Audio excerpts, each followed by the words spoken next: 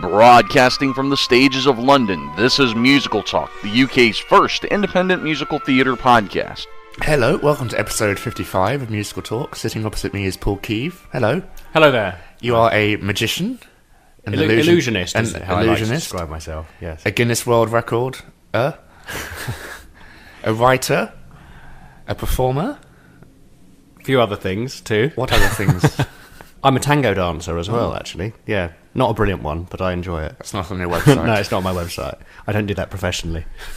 I can't dance at all, so... It's good fun. You've been involved in many musicals in your I have, yes. past. Quite a few. I was a bit surprised, actually, because I realised recently, I've just been doing a few bits on Desperately Seeking Susan. I was updating my biog, and I thought, God, I have worked on quite a few musicals now. I'm not really quite sure how. But that's how it's happened. Do they find you, or do you find them? Almost certainly they find me. It's a very small world, as you know, the theatre world, and Yes. There's not too many illusionists that work within the discipline of, theatre productions. Well, Paul Daniels did the production of Phantom, didn't he? Many He years did. ago. Well, it's very interesting, because in a way his work in Phantom is probably the most viewed work of a magic consultant in a musical probably ever done, because one of his illusions is the chair at the end where the Phantom disappears, which actually he did as a bit of a last resort solution, because there's a much more sophisticated way to do it, and he couldn't do it because they would have had to cut through the rebuild stage. the theatre. Yes, and you would think by now they would have done the other version, but apparently they keep that version in as an almost sort of superstitious thing. And even the Las Vegas version that recently opened, a friend of mine, Bill Smith, built the effects for it, and he said that they're absolutely determined to keep that same effect in, even in the Las Vegas version. Are there any new effects in the Las Vegas Apparently version? there are, yes. There's another chap called Jim Steinmeier, who yes. you may know from Mary Poppins and Beauty and the Beast. Beauty and the Beast, that's right. He works on that as well, and I think there are a couple of new things. I think the Mirror is a new moment, and apparently there's an absolutely incredible chandelier in it, which sort of it's assembles. in 4 parts, apparently. Yes, and it that's meant emerges. to be amazing. Yeah, and it's 90 minutes, obviously, rather than... And $175. $175, obviously not to put on. Cost No. a bit more than that to put on. $175 million to put on, probably. Yeah. We're going to start by talking about your new book, Hocus Pocus, which is released, and it's on general release now, isn't it? It's just come out. I see you have. I'm very impressed. You've brought along a Yes, copy. I was given a copy free by your publicist, Excellent. Mr. Ian Lamb. Which Very is good. Nice. Good. A tale of magnificent magicians and their amazing feats. It's my first book, and it features an introduction by Daniel Radcliffe, who I worked with. I first met when I worked on Harry Potter. Well, you've done the magic for the Potter film. The third film, Harry Potter film. which was the one directed by Alfonso Cuarón. It was kind of his initiative. But I taught Daniel Radcliffe for some time afterwards. Actually, as he took up magic as a hobby. It wasn't anything to do with the work on the film. He just really loved it and enjoyed it as a hobby, as many teenagers do. And No method acting there, then.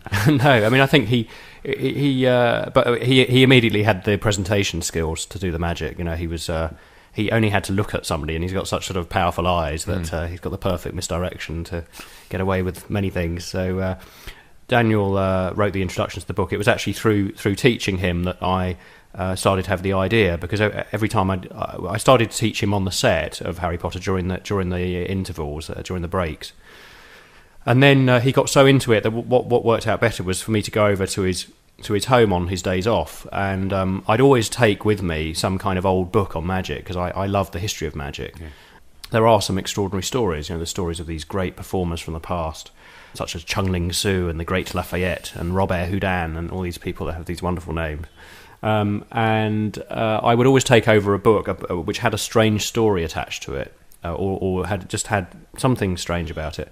So I'd always tell him a little bit about the history, as well as teaching the tricks, and to give him a sense of the overall sense of magic that I was interested in. And this is where the idea of the book started to come in. I thought it would be really interesting to put together a book that is part history, part tricks, and gives an overview. And part story as well. Well, this is where the third aspect became the story, and then in a way the fourth aspect became the fact that it became very local. It became a very local book, and that I live in Hackney, and I've always been fascinated with the Hackney Empire. And I started to do quite a lot of research into the Hackney Empire and realised that all these great magicians, such as Houdini and the Great Lafayette and Chung Ling Soo, had all appeared there, and started to find the dates from the local papers.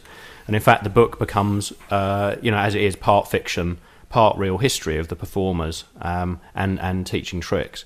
But in a way, the most exciting element for me was bringing in the was bringing in a fictional side, but also bringing bringing in the fact that I was doing research into the Hackney Empire when these people appeared there, and it all kind of like meshes together. You should put a stage show on of it at the Hackney Empire.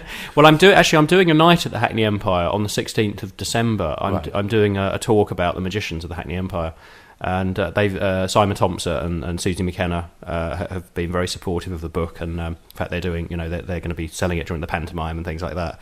But I do, it's just a genuine love really for that place. I think it's an incredible jewel, really, that theatre, and it is very magical. I was lucky enough to perform on the stage there when it one of the first shows when it reopened as a kind of variety theatre, when the Muldoon sort of took it on back in '87, and I was in a double act then called slightly hilariously the Zodiac Brothers, and we appeared there in one of the first variety bills, and to stand on the stage, you realise the magic of the Matcham design theatres, because you do really feel that you can reach out and touch all the audience there, even though that it's a huge theatre. Do you prefer to do magic on a grand Las Vegas style stage, or a small, maybe close-up magic? Or I mean, I've always been interested in stage illusion, and the point is that it's almost, although that there are similar techniques. For example, this word misdirection that I've used, it means kind of attention direction, really. It means, drawing the eye to where you want the audience to look, and by default, therefore drawing their eye away from where you don't want them to look. I remember I saw Macbeth once with Sean Bean in it, and a cup dropped onto the stage from a table, and someone disappeared. Right. Of course, I thought it was an accident. Yeah. But obviously that was a case of misdirection, because everyone looked there, and then suddenly... I mean, that is an example of it. I mean, in a way, that's a very obvious use of misdirection. In a very good misdirection, the audience shouldn't be able to backtrack and say where it happened. It can be a very subtle thing, like a gesture of a hand. I mean, if you watch a great sleight of hand magician, like there was a magician called Channing Pollock, and it was very much to do with just where his eyes were looking, and where he'd run his hands through a silk handkerchief and do a little flourish with his hands, and you would just naturally be drawn to the hand that was flourishing, and you wouldn't ever believe that his other hand could be getting away with what it was getting away with. And so they really do hypnotise you in a way. Well, I think what's really interesting, I mean, getting back to this thing of do I prefer stage or close up, on a stage, and in particular on a theatre stage, and this I think is where we start to get into the musical theatre stuff. There are so many elements that you can use to make the magic happen. The obvious fact being that on a proscenium arch stage, in being the traditional theatre, which has a front of house and a backstage area rather than in the round theatre, understage, above stage, flying facilities. There's obviously all these incredible things at your disposal as an illusionist, and of course the great touring illusionists, like I write about in Hocus Pocus, they all would have moved into the theatres and used all these things, and they would have cut their own trapdoors and had dozens of assistants and pulling wires and operating trapdoors. And of course the sort of part of the frustration as a magic act these days that you can't do that. You can't turn up at the Sunday night Sunday night charity show at the Palladium, say, do you mind if I cut a trap in your stage because I want to vanish a lady at the end, and it was partly a frustration because I had a fascination with those things, but I couldn't really use a lot of the techniques. And my first theatre show was the Invisible Man at the Theatre Royal Stratford East. I was asked to do that back in 1991 through the actress Kate Williams, who used to host the Variety Night. And there, of course, you sort of could start to do this because you had the whole, theatre at your disposal for, there was a fit up and it was Stratford. It was like a 5 or 6 week run, but we still could the lighting and the sound and all the fact that Ken Hill was very adaptable with the script. He would rewrite a whole scene to make an effect work. I mean, it was an amazing introduction actually to musical theatre because he was an pretty amazing guy. There are 53 illusions in this. Yes, I mean, I'm not quite sure how it was counted. Some of them, of course, were quite small illusions. So I think they probably counted like when the Invisible Man opened a drawer, like the little latch went up on the drawer and then the drawer opened. Well, you do count the latch flicking up as one thing and the drawer opening. And I suppose in some ways to count them, although it was quite fun for they forgot the show into the Guinness Book of Records, I'm not quite sure what it actually means. I think probably more significant was that a couple of the effects that were probably never done, that had never been done before, Some of them were really quite risky. I mean, we didn't in the respect of we didn't know if they were going to succeed. But the probably the most talked about effect in the show was the unmasking of the Invisible Man at the end of Act 1, where he takes the bandages off his head. And there's nothing there. And there's not only nothing there, but he smokes a cigarette without a head, and then proceeds to take off the rest of his clothes. And of course, there's absolutely nothing there. And did that get a round of applause every night? Well, it used to get sort of gasps at Stratford, I think, particularly because people were, especially the first run, where people weren't expecting it. When it came into the West End, I think it became the expected moment, and it still got a good reaction, but it wasn't quite like that first time at Stratford. And we had terrible trouble getting that effect right, and it only really was succeeded quite genuinely. It sounds like a sort of theatrical story, but it was only right the night before the press night, and I can distinctly remember when I got that effect right with the team of people that were helping me on it.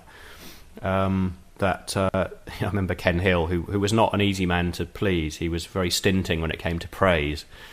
Just looking round from his seat at the front of the circle and kind of giving me a nod, as if, oh yeah, it's working now. And that was like the highest praise you'd get from Ken, actually. Ken, of course, was also known in musical theatre as doing the original Phantom of the Opera. Okay. He did the before Andrew Lloyd Webber took it. Well, no, he did Phantom of the Opera at originally, I think, at the end of a pier. I can't remember which pier it was, but then he did. Is this one called Phantom? His one was called the Phantom of the Opera. And he did that at Stratford East, and Cameron Mackintosh and Lloyd Webber came to see it, and they were having discussions about it. And in fact, if you read even the programme of Lloyd Webber's Phantom, he does acknowledge and credit. This is the one with all opera hits in it. Opera hits, yeah. He does credit Ken Hills as being one of the roots of the idea.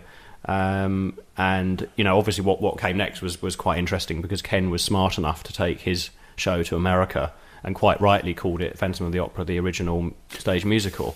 And became a millionaire from it, but quite rightly in a way. And his Phantom was a totally different show. I mean, it was came from a English rep theatre, and so. But Ken was an amazing person to train with. He was a protege of Joan Littlewood, and it was Ken really that I had my, if you like, my theatre training from being thrown in at the deep end. Mm-hmm. Ken had a wonderful sort of quite cavalier attitude in some respects, and he would always have this phrase, he would never be told something wasn't possible. He hated that idea, and he'd always say, we can just jig it out of a bit of ply, was his thing. If somebody said, we can't afford that prop, he was infinitely adaptable, and he was an amazing guy to train with. So yeah, Invisible Man was my first thing in theatre, and that was I don't know, my life would have been very different probably without the Invisible Man. Impressive thing to start with, because it's... Well, it was a lucky thing to start with, and also I was probably just ready for it. I love that saying that that luck is a lifetime of preparation meeting a moment of opportunity, and I think it was probably true of that, in that I was obsessed with magic. I loved it, and in particular visual magic. I'd researched a lot about the old illusions, and at that point in my life, I'd just finished the double act.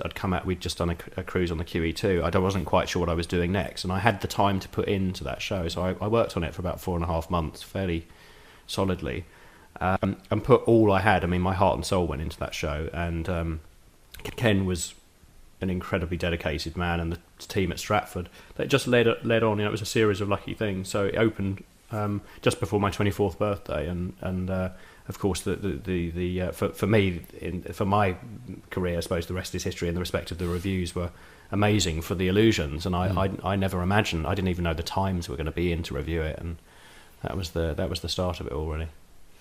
You leave Houdini in this book until last. Is this one of the magicians that inspired you the most, or illusionist? No, I mean the funny thing is that it's been written about, and I tend to believe it too, that Houdini was a pretty lousy magician. In traditional senses, he was a master showman. A one-trick horse. No, I mean he wasn't a one-trick horse. He just knew about the importance of the effect and the hype. And he was. I'm not denying he was an absolutely extraordinary human being. Just so obsessive and dedicated to everything that he did. A couple of weeks ago, I had lunch with a chap called Bill Kalouche, who's just written a book about Houdini being a spy, called The Secret Life of Harry Houdini. And Bill Kalouche is David Blaine's manager, and he was telling me that Houdini, when he used to appear in English theatres in the First World War, would ask if there was anyone going to fight in the war, and he would go and meet all the soldiers in the intervals and tell them tips about how to escape from the German prisons, because he would have been on the inside of all that and seen it, and his fight with the spiritualists and all of that. He's an amazing guy. But in the book became in itself, I mean, very very roughly, the story being that there's a young magician who has a collection of these amazing old posters. I mean, I'm a collector of posters. The stone lithograph posters. They've got these incredible headings on them, like the world's greatest magician, or a gift from the gods to mortals. These sort of very modest statements.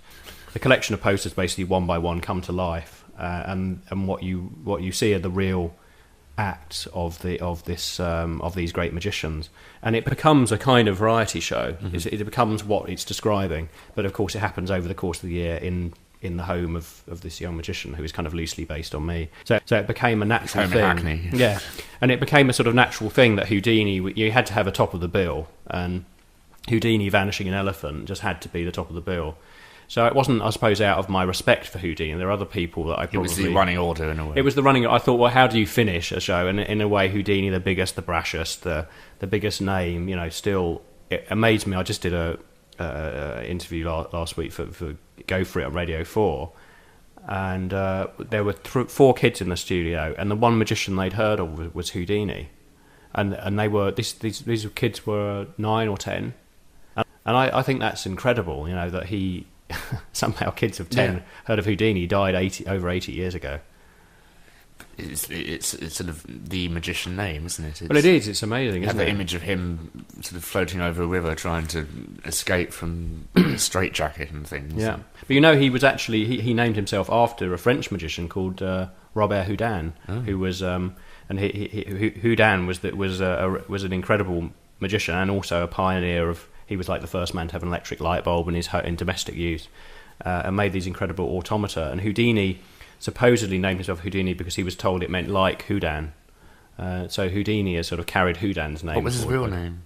Houdini was Eric Weiss, Weiss. He was actually born in Doesn't Budapest. have the same ring to it, does it? No, he was actually he was from Hungary, a Jewish immigrant to America, but he then claimed through most of his life that he was really born in Appleton, Wisconsin. Which wasn't, of course, the case. He was actually born son of an Orthodox rabbi, I mean, his life story is amazing. And of course, there have been many musicals written about Houdini. About every 2 weeks, somebody tells me, "I've got this great idea. I'll do a musical about Houdini." Well, do the magic tricks. There have been many. Believe me. There's a very great musical called Ragtime, based on the novel and the film, which features sort of Houdini's. He sort of appears in it, and there's lots of magic tricks in that show. I think designed by Stan Meyer.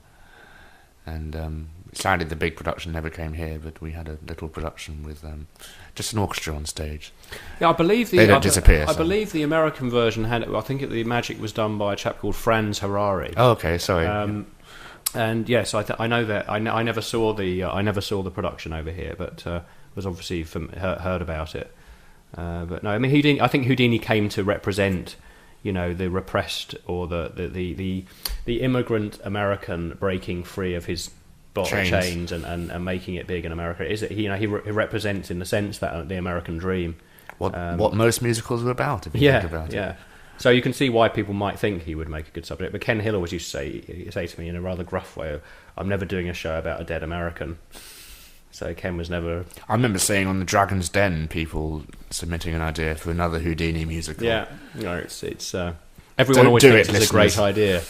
Well, no, I mean, I think there probably is a good idea somewhere in there, but I don't think it's the straight down the line story. I think it's... I think the audience would go with expectations of just seeing a magic show. You'd have to get a story out of it. You do have a terrible problem with something like that, in that you've got a reputation of a man. I suspect even if you saw Houdini himself now, he'd be disappointing. He couldn't live up to his own reputation. And when you try and do a musical, and you've got to try and recreate, supposedly, these incredible stunts that were so breathtaking and unbelievable, then you immediately got the problem of how do you actually do them and make them look good. I mean, there was a whole Houdini section in Michael Crawford's EFX in Las Vegas. Right. That was one of the 4 people that the show was about. and they had, even with all the Vegas illusion builders and all of that behind them, the magic in it was just never very strong. And sometimes it's best to, the strongest moments are sometimes in shows. They're not about a magician. They happen in a show, and they happen as a part of the storyline, which is what I suppose my favourite part of my work that I do. The best example of that I've seen was a couple of years ago when I went to the London Palladium, had the pleasure of seeing Tommy Steele in A Christmas Carol. Yes. Were the intent of the illusions to scare the shit out of the audience? Or, I mean, they were the talking point of the show. I mean, everyone just remembers the illusions. Well, that's kind of you to say so. I mean, this is the Leslie Bricusse Scrooge musical, based on the 1970s movie, which it's coming out yet again this year, just about to open in Southampton with Shane Ritchie doing a short tour and doing Manchester Palace for Christmas. It's an amazing show, because in fact the very first year it was done, 93, as a stage show, it was Paul Daniels did the effects, and then they, for some reason, they had some trouble with them, and Paul wasn't available to do them the following year. And Paul recommended me for the job, and the director was Bob Thompson, who of course did Blood Brothers, and Paul Farnsworth designed it. I mean, it showed, Paul has done a lot of musicals. There's a lot of stuff at Regent's Park, and he's a terrific designer. And of course, well, I think in a nutshell, it's all there in the Dickens. I mean, Charles Dickens had a great sense of showmanship. Well, he was from the Victorian era. He was from the Victorian era. Also, interestingly enough, an amateur magician. Oh, okay. Very keen amateur magician. And some of the, when Scrooge is startled, well, that's your job to deliver that. And if you can startle the audience at the same time, then great. There's one bit where Marley appears. Which... Yeah, sort of walks through the wall. So it's great because people do jump, and that I always think it's a very difficult thing to achieve in a theatre but it's the timing of what goes before it. How much of it goes down to the actors, because they're in essence the magicians, aren't they? Yeah, a huge part of it. I mean, in that production, I had to work very closely with Tommy Steele. I mean, originally actually Anthony Newley was the lead in that, and I've done worked also God rest with his soul. Yeah. And also in America, it was Richard Chamberlain played that role. And of course, last year also Michael Barrymore played it on tour, and Shane Ritchie. Been quite a few sort of star names. And because it's a star role, it's a starring role, and I think that it's the Christmas role. It is the Christmas role, and there's something about the Leslie Bricusse version, which, I mean, not all the songs are groundbreaking, but it does have that terrific song "Thank You Very Much" in it, and there is something about it that works terrifically well. And it is something also that it's very like eating Christmas pudding and Christmas dinner. It's the only Christmas musical that could play at the London Palladium. It is, and it's also, Paul's design is very traditional. It is Victorian London. It's all those things, and I think it's what people want at Christmas. And it is the great story, isn't it? I just think it's one of the great stories of all time. A friend of mine always says it's a great story because it's the story of Freudian psychology. It's a man, whose life is not right, and he looks back into his past and looks at his present and sees what his future will be like if he doesn't change. And but I think it's one of those stories. There's a few things in theatre, I think, that you can almost, even in quite a bad version, they're quite stirring. And I'm not saying that Scrooge is a good, it's a good musical, and it's done, it's a good production. But you can actually see quite a ropey production of Christmas Carol, and there's something still stirring about that redemption. Yeah. And it's one of it has a sort of machine about it that you can't fail but to be stirred at the end. And in the end, that's what a lot of musicals, lack. You don't have that when you go to the theatre a lot of the time. And if you can feel that you've been on a kind of redemptive journey, or some sort of, you want to feel that you've been on an emotional journey in a show, obviously, and that fortunately is what Scrooge gives you. But no, I mean, my favourite moment of Scrooge is actually that Leslie Bricusse put this twist in that the ghost of Christmas Past turns out to be the spirit of Scrooge's dead sister. Oh. And just at the end, she turns to him, says, "Why did you not love your nephew, Harry? He was my son." And he realises that this is his sister, and she walks up towards a full-length mirror and says the final words. And as he realises that she's going to go, he runs up to her and grabs her shoulders. And then her cloak falls away in his hands, and suddenly she's passed through the mirror, and she fades away. Becomes like a ghost in the other side of the mirror.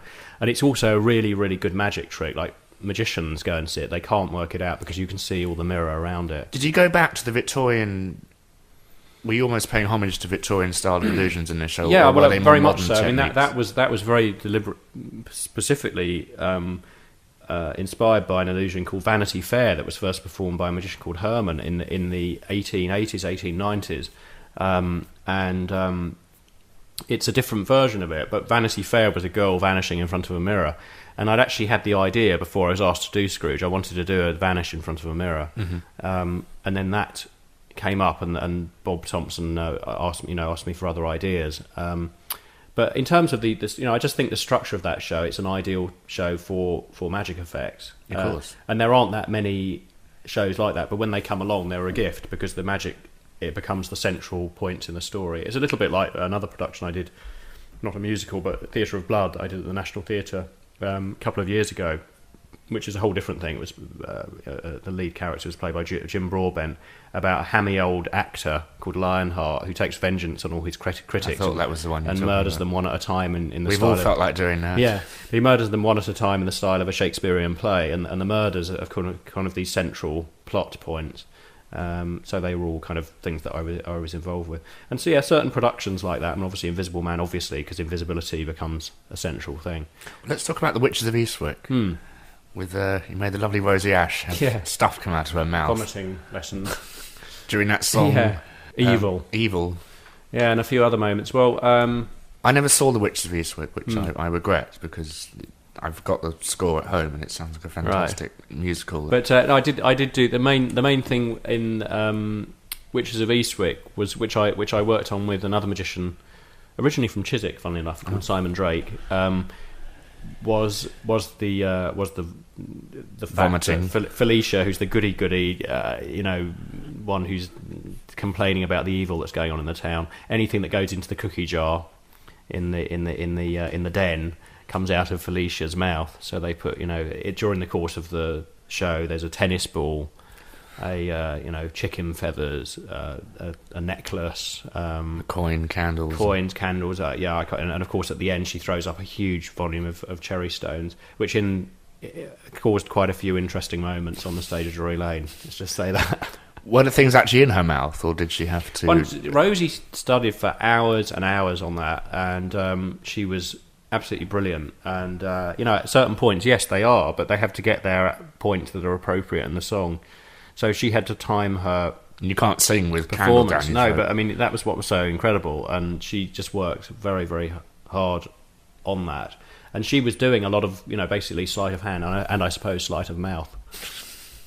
She's very good at with being very angry, Rosie Ash. Not a show of yours, but Rosie, just Mary Poppins in general. Yeah. It's such a fantastic magic show in a way. Do you think Disney has had a sort of surge in bringing back illusion to the stage? No, I don't think specifically. I mean, funnily enough, I was employed by them back in the end of the 90s. I was developing a project with them, which was called the Untitled Invisibility Project. They wanted to do an invisibility musical, and they contacted me, and I went over to Burbank, and in fact Bob Crowley was meant to be designing it, and then I think designing and directing.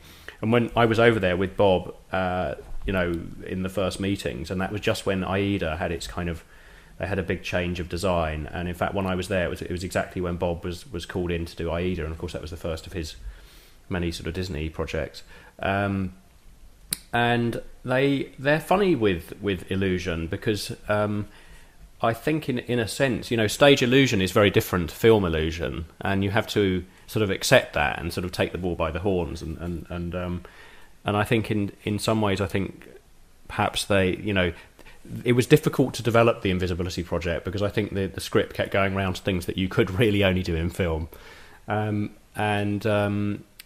not sure that they have. I mean, obviously Mary Poppins has got some terrific work by Jim Steinmeier, who is someone that I hugely respect. He's also musical theatre people wouldn't necessarily know this, but he's a kind of legend within the magic world. I mean, he's invented many illusions that are considered to be modern classic illusions. And he's also the most phenomenal writer. I mean, he's written a book which you should definitely have a look at called Hiding the Elephant, which is just one of the most magnificently written histories of not only magic but sort of popular entertainment. And and the story of the espionage between the magicians. I mean, I touch on it in Hocus Pocus to a certain extent, but Hocus Pocus is more of a young reader's book. But for the adults listening, you should get Stan. Well, I think they should get both. Yes. But they should buy Hocus Pocus first. Yes, of course. In Dick Whittington, I presume this was a pantomime. Yes, Dick Whittington. It sounds very dark because it's written as a spectacular rats sequence and a self-assembling body from different body parts. Actually, it wasn't a music. It wasn't a pantomime. It wasn't a pantomime. It was a strange thing because it was Sadler's Wells wanted to do an alternative Christmas show. Right. In a similar vein, I suppose. I think they had the Lion, the Witch, and the Wardrobe there a couple of years, and so it was produced by Sadler's Wells, and it was directed and choreographed by Gillian Lynne, and it was. I think it was, and I think Stephen Clark, I think, wrote it. That'd be Stephen Clark. It was a funny piece in the end because it used sort of existing music and had new lyrics written to them. Nicholas Grace played Grimaldi, so because Grimaldi originally performed at Sadler's Wells, so the opening of the show was actually Grimaldi, the clown, sort of assembling himself. This is the famous image of the clown as we know it today, isn't it? I believe. Yeah, kind of. Yeah, I mean, Grimaldi was with the tall hat and the. Well, he was just very. He was a very particular. He had a very particular makeup, very white face with very pronounced sort of features. And French clown did a lot of kind of. He was an English. He lived in the Islington area. In fact, there's a church on Pentonville Road that's known as the Grimaldi Church, where he was buried. And he used to double up. He used to perform at Sadler's Wells and at Drury Lane, and just a phenomenal visual comedian. Used to do a routine assembling a cart out of French cheeses and then riding it. It doesn't sound particularly funny. And he always used to have sausages on his belt. So Nicholas Gray sort of researched all this, and the opening of the show was basically Grimaldi assembling himself. So his legs all came along separately, and his body and his head, and they climbed out the stage individually and crawled across the stage and came together in quite a creepy way, and then they became Nick Grace. At one point, it was a body without a head, and the head was kind of rolling along a cloth, and he flicked the head up in the air, and it landed on his shoulders, and he stepped forward. That sounds absolutely terrifying. It was the opening of the show. It was a tricky show, and it didn't entirely work, and it didn't get the greatest of reviews. But that was another. But you did your job well. It sounds like it was a fun one to work with. I mean, Gillian Lynne was just. I don't know if you've ever met her. It was just extraordinary lady, and so energetic, and really just lovely person, and it was great to work with her. It was very inspiring to work with her, and obviously she's became well known for Cats and Phantom and all that stuff, so I don't suspect she's struggling. I doubt it. Our House, another world record for you. Our House was let's just say Our House is a madness jukebox musical, but in my opinion, it's a very good jukebox musical because the story is incredibly strong and quite complex as a psychological drama of this character. Yeah, characters. Our House, I suppose, is interesting for a few reasons. Firstly, it was I've done many shows with the director Matthew Warchus, and this was the second show I did with Matthew Warchus and Rob Howe, and the first that I did with Matthew Warchus, Rob Howe, and Peter Darling. And of course, we all went on to do Lord of the Rings. Our House had a kind of sliding doors type double storyline, and quite early on, Matthew called me up and said, "I'm trying to work out whether to do this show with two lead actors or one." And when I say sliding doors, if you're not familiar with it, the basic plot line is that a guy it's his 16th birthday. He tries to impress his girlfriend, and he commits a petty crime. And he has the police he has the choice of running away from the police or giving himself up. So actually, he splits in half, and he does both. And for the rest of the show, he doesn't literally split in half, isn't it? Well, it sort of does. I mean, you kind of see it. That's the first magical moment is you see him divide into two identical versions of himself. One of them runs off, and one of them gives himself up. And you follow the story. What happens to the guy that does the kind of right thing, and what happens to the guy that does the wrong thing. So there are these continual things. So Matthew was deciding, well, should it be two people or one person? Did I think it was possible to do it with one person? I said, well, I think we could probably go for it. So I became sort of I was involved from quite an early stage. and everything had to be designed, and there was a huge amount of work on quick change, and that was actually how I got to know Guinness World Records, because it was proposed, the idea was proposed that we should look into the fact that it was almost certainly a world record for Michael Gibson, because he had to play not only the equivalent of 2 lead roles in the musical, but he changed costumes completely 28 times every performance. So Guinness World Records came in and they tracked him and his principal dresser, Murray Lane, and awarded. I think Murray got a world record, certificate, and I did, and Matthew, and it was good fun. And that's actually how I came to. They then asked me whether I would be the magic consultant for Guinness World Records, and after that I designed 2 double-page spreads for the book. There'd never been a magic spread in the Guinness World Records before then, and I was involved in those 2 that happened.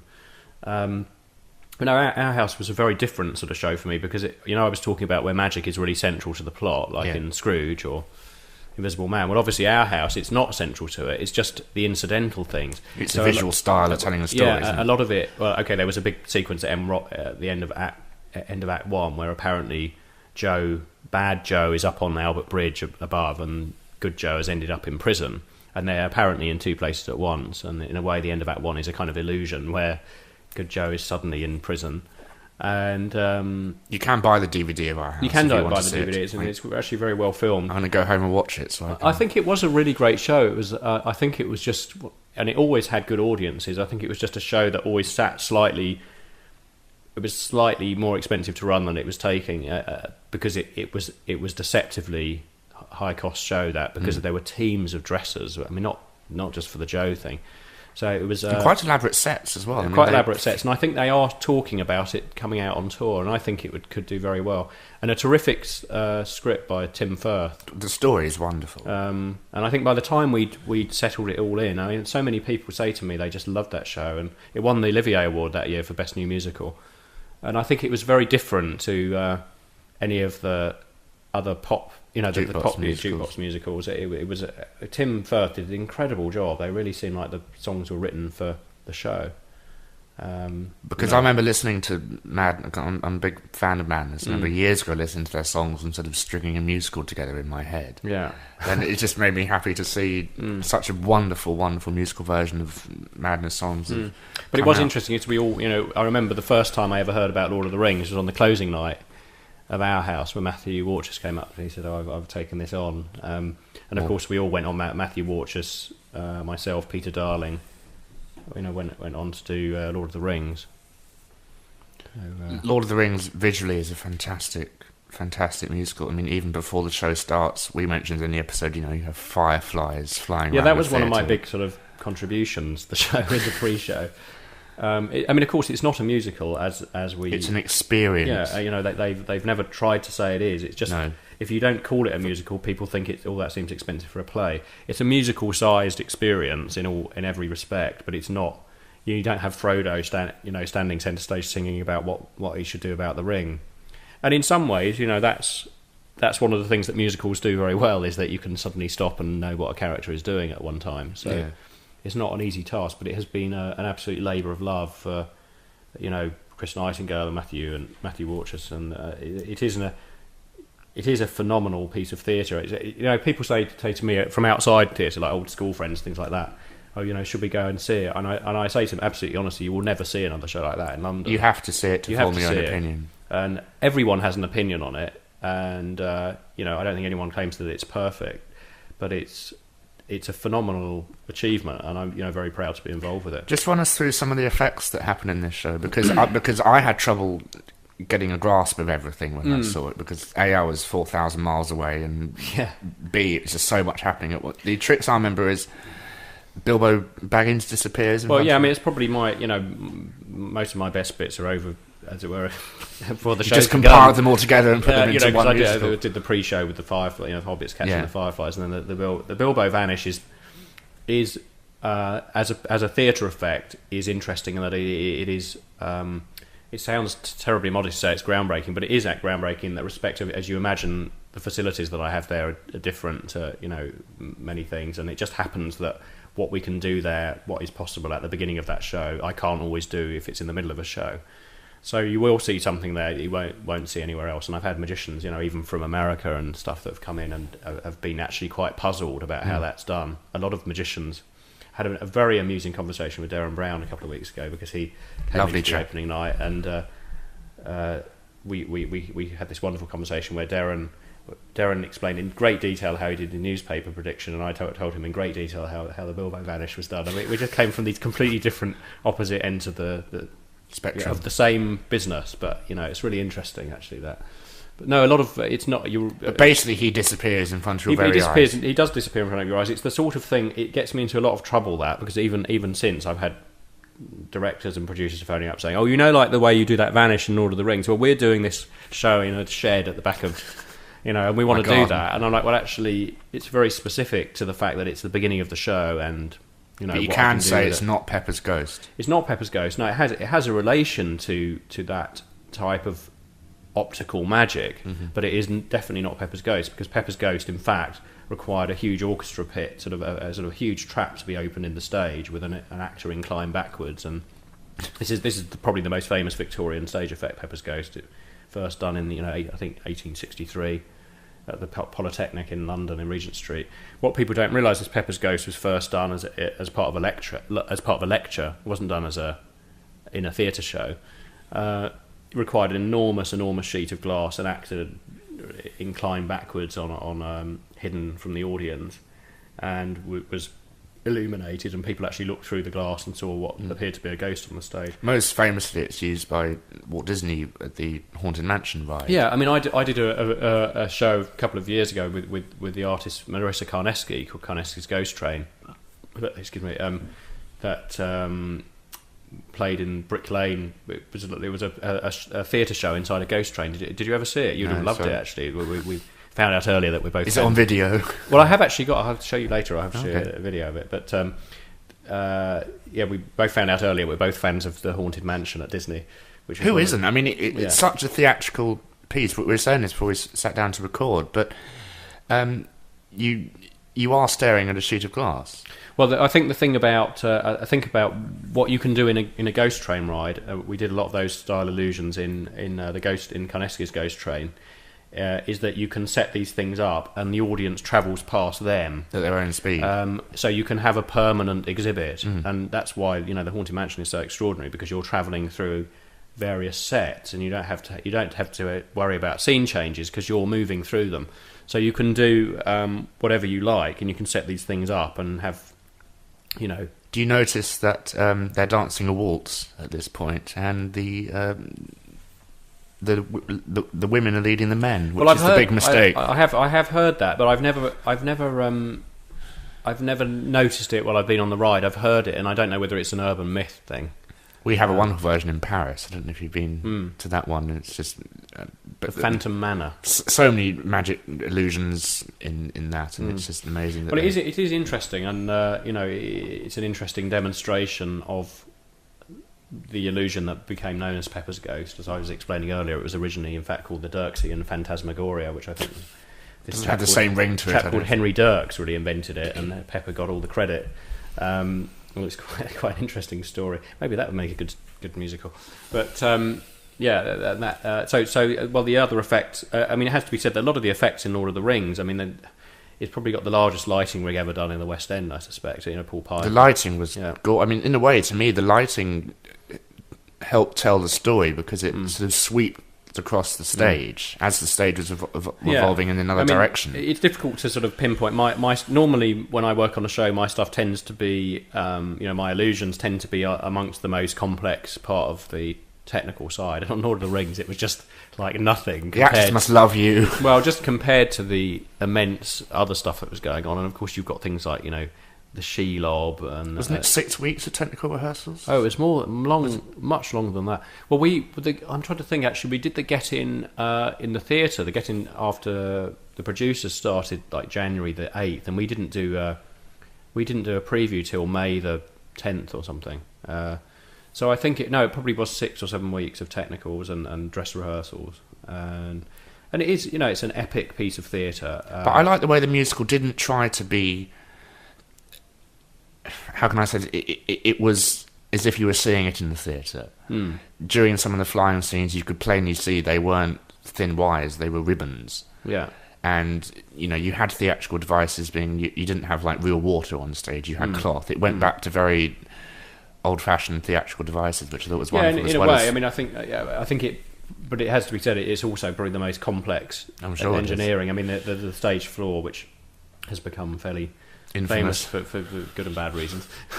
But the stage floor is a thing of wonder. It's an incredible thing to see. I mean, I remember when I first saw it at Del Star Engineering, I just couldn't believe the precision involved and the interface between the design, the way that the stage floor in a way is choreographed to the music in every minutest movement of it, and that's all done on a computer. And the interface between the computer and the stage floor was a pioneering piece of software. A special piece of software was written for that. It cost £1 million to do the stage alone. I've heard various figures. I mean, I would say it's probably money well spent. If you look at sometimes when you hear what things have cost, it's something that you certainly look at and you know where it's gone, where the money's gone. And the show is it's certainly. As I say, it's worth seeing. I've heard all sorts of opinions on it, and it is an incredible and quite groundbreaking piece of theatre. We all have our opinions on it here at the podcast, but I mean, we all agreed that technically, visually, and illusionally, it was just groundbreaking, and it really is a phenomenal and unique show to this city. And well, I think there's another interesting thing, which is a general point, is that there can be a lot of snobbery towards spectacle. It's something I've talked to a lot of people about, designers. I had a very interesting conversation to Bill Dudley when I was working on The Woman in White, and about the fact that in some ways, if you do something that's really visual, people tend to be more critical of it than perhaps they should be, and I don't know why that is, but it's almost something like you shouldn't be that generous to the audience visually. You should leave it to if the you text. paid £65 a ticket, you want to have nothing in a way, on but I stage. don't think there's any. I mean, of course, magic is partly it's a visual thing, but I've found that in my own work that sometimes I've studied this all my life. There is an art to magic. There's a history to it. It's not an easy thing to do right. It's something that's very obvious when it's not done right. People always have an opinion on it, and yet people can almost dismiss it as a sort of, oh well, that's just that thing. And sometimes it has to be the most worked out thing in the show. It's sort of, you can't get away with it being 90%. It's got to be 100%.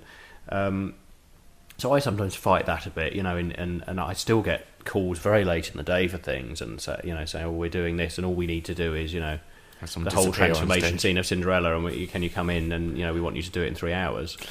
Well, Right. one show I remember seeing when I was very young was The Witches. Now, Roald Dahl I've always believed that there should be more Roald Dahl on stage, whether it be musicals or plays, because there's so many great opportunities for your work or, composers or choreographers, but you make a stage of witches disappear.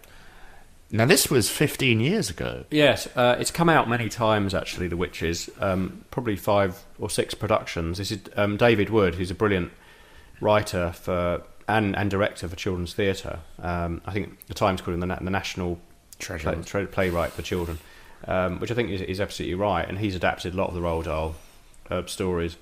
It was only the second... I think it was the second show I worked on. The third show, actually. The second was Dr. Jekyll and Mr. Hyde at the RSC.